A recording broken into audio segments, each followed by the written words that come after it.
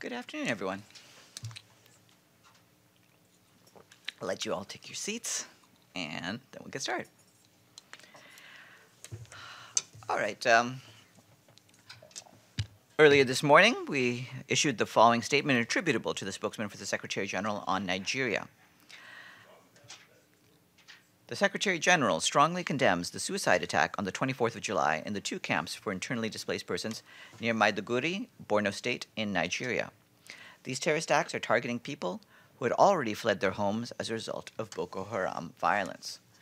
The Secretary General extends his condolences to the people and government of Nigeria for the loss of life. He wishes a quick recovery to those injured and calls for those responsible for this heinous act to be swiftly brought to justice. He reiterates the United Nations' support to the government of Nigeria in its fight against terrorism and violent extremism in full observance of international humanitarian, human rights, and refugee law. Nikolai Mladenov, the UN Special Coordinator for the Middle East Peace Process, told the Security Council that developments over the past 11 days at the holy sites of the Old City in Jerusalem have demonstrated the grave risk of dangerous escalation that exists, a risk of turning the Israeli-Palestinian conflict into a religious one and dragging both sides into the vortex of violence with the rest of the region. He welcomed last night's decision by the Israeli Security Cabinet to remove the metal detectors while ensuring the security of visitors and worshippers to the holy sites. He hopes that the cabinet decision will lead to a calming of the current tensions and will enable a return of worshippers to the holy esplanade. It is expected that President Abbas will convene the Palestinian leadership later tonight to discuss these developments. Mr. Mladenov said that all parties must refrain from provocative actions, show restraint, and bring a conclusive end to this crisis in the next few days. In these efforts, constant discussion with the Islamic religious authorities in Jerusalem and the Palestinian leadership can greatly contribute to maintaining calm in East Jerusalem and the rest of the occupied West Bank. His remarks at the Council's open debate are available in our office. Our humanitarian colleagues are deeply concerned by reports of deadly airstrikes on the town of Arbin in Syria's besieged eastern Ghouta yesterday. The UN has also received unverified reports of airstrikes on Duma City and Zamalka town in eastern Ghouta. These reports come despite the 22nd of July announcement of a ceasefire for eastern Ghouta. The UN is concerned for the protection and well-being of the 400,000 people in eastern Ghouta, with reports of people in desperate need of medicine, health, supplies, food, nutrition, and other life-saving assistance. Our humanitarian colleagues also cite reports of increased fighting in several locations in Idlib governorate, including the area around the Bab al-Hawa border crossing, which hosts a large number of settlements and camps for displaced people. The clashes continue to undermine the delivery of much-needed life-saving assistance through the Bab al-Hawa border crossing between Turkey and Syria, which has remained closed since the 19th of July, with no UN cross-border shipments having taken place since then. Thousands of civilians also remain trapped in Raqqa City as fighting continues in the area, with more than 202,000 people having been displaced since April. Over the weekend, a UN Syrian Arab Red Crescent convoy delivered assistance for 33,500 people in the hard-to-reach Dar al-Kabira area in rural homes. Solar lamps, plastic sheets, and some health supplies were not allowed to be loaded or were reduced in quantity. The area was last reached on the 20th of April. The Undersecretary General for Peacekeeping Operations, Jean-Pierre Lacroix, is in ABYEI today, where he met with local communities and UN personnel. He earlier visited North Darfur, where he met with the governor in Al-Fashir. The two discussed continued support to vulnerable populations, especially internally displaced persons. They also exchanged on plans for capacity building in the area of rule of law, as well as on cooperation in the reconfiguration of the African Union United Nations mission in Darfur, UNAMID, and the implementation of the mission's new mandate. Mr. Lacroix also visited Golo in central Darfur and engaged with local communities in the area, where the mission will establish a new team site for the protection of civilians and facilitate humanitarian assistance. Mr. Lacroix was also in Khartoum, where he met with government officials and discussed the situation in Darfur, ABYEI, and the wider region. He will continue his trip by visiting South Sudan in the coming days. The Deputy Secretary General, Amina Mohammed, is in the Democratic Republic of the Congo, where she had a press encounter following her meeting with the country's Vice Prime Minister, Léonard Okutundu. On the issue of sexual violence, she said the DRC has made some progress, but stressed that not only do we have to solve the problems of today, we have to prevent them from ever happening again. As you know, this visit is being carried out in conjunction with the African Union to raise awareness of the importance of women's participation in peace and security processes and of ensuring that women's voices are heard in all aspects of society. I also want to flag that Assistant Secretary General for Human Rights Andrew Gilmore is in Honduras until the 27th of July. He's expected to meet with government officials, the National Human Rights Institution, human rights defenders, civil society representatives, the UN country team, and the international community in Honduras. He will pay particular attention to the protection of human rights defenders and indigenous peoples, as well as the fight against impunity.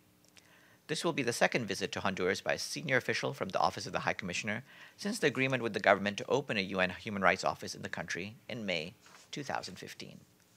That's it for me. Do we have any questions? Yes, Joe.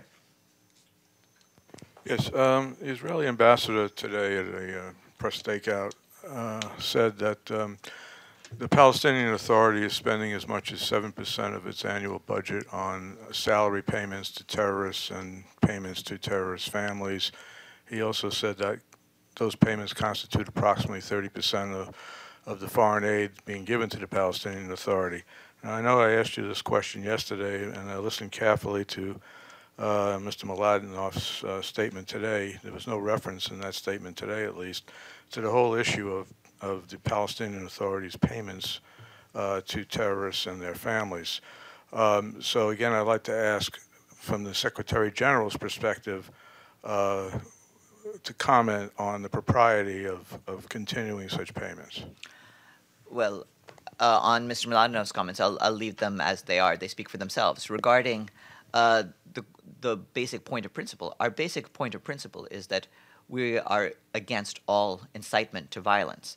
I do not have any information to verify what Ambassador Danon says. We're aware of his remarks this morning. Well, would the Secretary General, or you on his behalf, consider regular salary payments to terrorists in Israeli prisons and/or their families to constitute such encouragement or incitement to violence?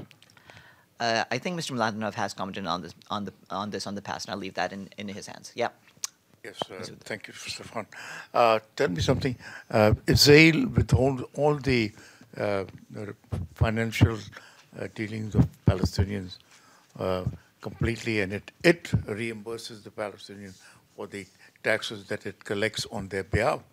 So how did the Secretary General see this continuous happening? Is that still a fact that was happening?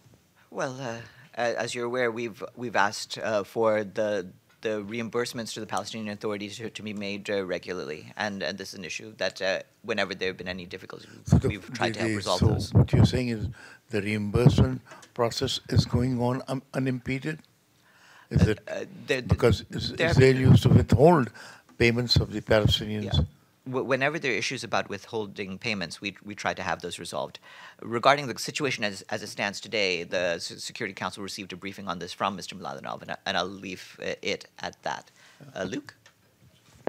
Shifting gears here, there's a big new report out today that found that nearly all of these American football NFL players who donated their brains to science suffered from a very severe degenerative brain disease called CTE.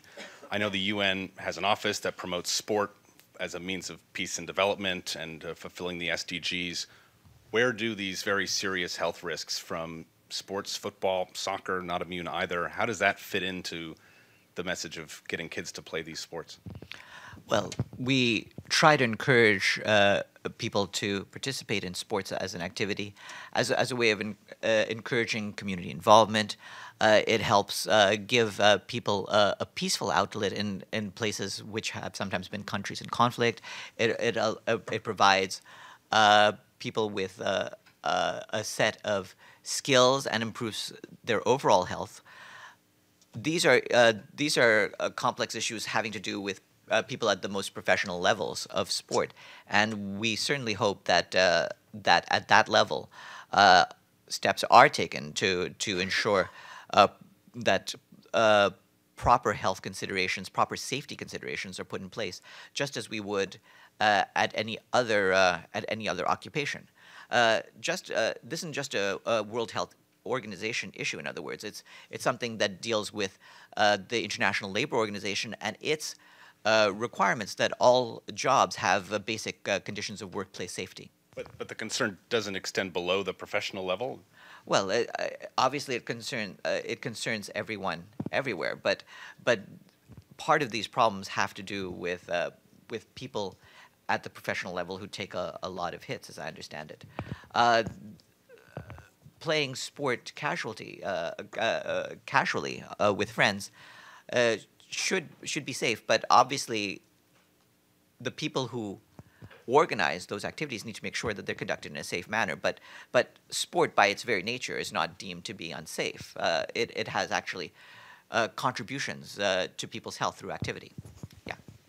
I want to ask you, in the Maldives, the army has blockaded the parliament and fired tear gas at opposition lawmakers. So I wanted to know, I know there's been some involvement in the past by the UN on it. Is this something that, particularly under the idea of conflict prevention or otherwise, that the UN is aware of, and do they have any, are they going to do anything about it? We are aware of the situation there, and we're studying the situation as it stands. If there's any need for UN involvement, we would be willing to play a helpful role if asked by the various parties. But is the army blocking elected lawmakers from entering the parliament and shooting tear gas at them? Is that of concern, or would require the government to ask for your assistance to have some greater concern about it? We're concerned about the media reports of activity in the recent days, and we're monitoring and trying to follow up. And I've asked you before about, or you or Stefan, about Zambia. And now not only is the opposition leader HH complaining of his conditions in prison, he's still in prison, but a student is essentially going to jail for insulting President Lungu on Facebook. So I wanted to know, is it something that the DPA has continued to follow, and do they think things are getting better or worse? Well, regarding that, yes, we have been following developments in Zambia. We've taken note of the declaration of a state of heightened alert, and the President's call for an independent investigation into the fire at the Lusaka Central Market. We believe that tensions and differences in the country are better addressed through constructive and inclusive dialogue among all stakeholders, including with the opposition. And we remain committed to supporting Zambia on its path to sustainable peace and development. Sure, but so being able to criticize the president on Facebook would be considered part of a robust debate? Yeah. Okay. I want to ask you about the trial, but if there's more other questions. Why don't you ask about that, and then we'll go on to the others. Okay. Yeah. Today this is the charge conference, and the issues that have come up involve whether Francis Lorenzo was an agent of the UN. That's why I guess I just want to ask you once again, because it's coming to a head down there. You've said somehow to ask, maybe I misunderstood you when you said ask the President of the General Assembly how Mr. Lorenzo got a UN email address. I can't really ask Mr. Ash, so who should I ask? I mean, there's an office of the President of the General And I did, and Assembly's they office. told me it's DGACM. That's why I'm asking you. I mean, it would have been a decision taken by the President of the General Assembly if they'll need to provide any details about that. Was he an agent of the UN? Given that he was a special advisor, he had a business card saying he was a special advisor to President of the Assembly, of the General Assembly. He had no UN employment. Certainly none that I'm aware of. His employment was with his mission. Yes. Thank you. Farhan, on this talks between the two rival Libyan groups going on in London, do you have any update on that? Do you have any? Well, I mean, the basic update I have is that the incoming special representative, Hassan Salameh, attended the meeting between Prime Minister Sarraj and General Haftar under the French auspices today. And he's grateful to President Macron for the invitation. And we believe that today's meeting is an encouraging development towards finding a political solution to the Libyan crisis. If there's any further developments from that meeting, we'll keep you apprised as we get them. So, okay. Yeah. Yes. Farhan, what is the Quartet doing now regarding the Middle East peace process? You have seen the statement that the Quartet put out on Saturday that has their basic points in terms of how they wish to see the situation in the old city of Jerusalem addressed. And I'll leave it at that statement. Yes, Ben. Yeah, hi. Just the last few days we've heard a lot about the Palestinian system of paying terrorists and their families. where does the SG stand on this? Because obviously it sounds that it's a practice that not many people could really go along with. Your colleague asked that question earlier. I believe Mr. Mladenov has dealt with that overall situation. We don't have any confirmation about the sort of allegations that were made this morning. Regarding the issue of incitement, we stand against all incitement. Yes, Luke, you had your hand up. Pardon me if I'm having trouble with the UN spokesperson website, so I couldn't go back and find previous statements on this. But there's Reuters reporting that the U.S.-Australia refugee transfer deal is going to get underway in a few months. Central American refugees who would be accepted into the U.S. being transferred to a third-party nation. Could you remind me the UN position on this, and if there have been concerns in the past, if they have been worked out through time? I believe the concerns in this matter have been articulated by the UN High Commissioner for Refugees, and you'd need to ask UNHCR for any, if they're satisfied with any of the recent developments. Joe, and then Mr. ABYEI, and then Masood. Yes. Well, first a quick follow-up question. Does the UN Secretariat intend to take any steps to independently verify the Israeli ambassador's claims this morning regarding the payments, particularly as relates to international aid to the Palestinian Authority? And have you been asked to do that by the Israeli mission? And my second question is a different topic. It relates back to yesterday when you referred to a statement by Louise Arbour, in which she said that analysis of the impact of migration should be evidence-based, not perception-based. She focused on the benefits to the originating country, like remittances and so forth. There was no reference to a cost-benefit analysis of the impact on the destination country, and there have been some studies, at least in terms of U.S. Illegal immigration into the U.S., where such immigration has actually depressed the wages of native-born Americans at the lower end of the skill set. So I'm wondering to what extent, in support of her mandate, Secretariat is looking into a full cost-benefit analysis, both in terms of the destination country as well as the originating country of migration. Well, on that, Ms. Arbour talked about the need to have information about all the various countries, both the countries of departure, transit countries, as well as destination countries. So we do actually try to work on getting information from all of those. Regarding your earlier question, Mr. Mladenov's office will follow up and try to get any further information as needed. Hold on. Now I've forgotten the order in which I had them. Yes, Mr. ABYEI, then Linda. Thank you. Farhan, my question was not about Jerusalem. My question was, what role is the quartet currently playing regarding the Middle East peace process? They're working as hard as they can with the various parties to try to bring the parties back into serious negotiations with each other. In order to do that, of course, first we have to get past this current hurdle, which is this, the situation in Jerusalem. So that is what they pronounce themselves on. But if you look at the full statement, they're again committed to providing support for the entire process. Linda? Thank you, Farhan. This goes back to Mr. Mladenov's speech to the General Security Council today.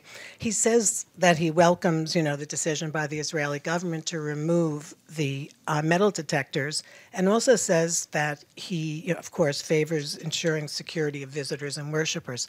I was wondering if the UN, particularly Secretary General, might have a view in terms how this might best be achieved in terms of maintaining security. The Secretary General's bottom line is that any arrangements need to be agreed by the various parties on the ground. You know of the role that is played by the Israelis and the Palestinians, and the historic role of the Hashemite Kingdom of Jordan regarding the arrangements for the old city. And so anything that is acceptable to them would help to resolve the situation. Matthew, and then Ben. Sure. I wanted to ask you, first, I guess, thanks your office for saying that Francis Fuller had left had separated from service.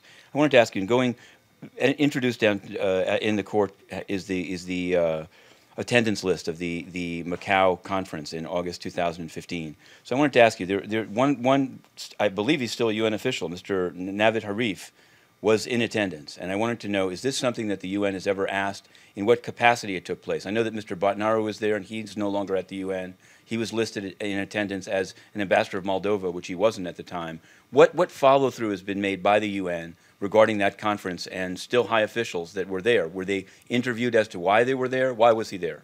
I don't have any details to share about the ongoing court case. It's not about the court case. I'm talking about the UN. It's actually about information that's coming up in the court case. So I wouldn't. You have the list. It's I on wouldn't UN. comment on it as the Okay, process I is have another underway. question about Yes, the terrorists. Masood. From you. There have been reports that Israel is supporting terrorist organization inside Syria. Do you have any update on, do you have any information on that? No, I do not. Ben? Just wondering when we're actually going to hear from the new USG for counterterrorism. I believe he'll be here in office formally, probably towards early September. And we'll hear that he will do a briefing? We'll see when is the earliest time he can do that, but we've encouraged him to brief as soon as he's ready to do so. Yeah. Sure. Thanks a lot. And I'll try. So this will not be about the court case. This will be about the UN's own task force report, which states there are no formal agreed common principles of ethical conduct or financial disclosure measures for the president and the personnel of his office. And I wanted to know, in the 6 months that Antonio Guterres has been Secretary General, can you list any reforms whatsoever made, both of this portion of the task force report, but also of the lapses and loopholes into the system shown by the John Ash Englapsang case? There are a series of reforms that the Secretary General will be announcing, including management reforms and others, and you'll know about those in due course. Have a good afternoon, everyone.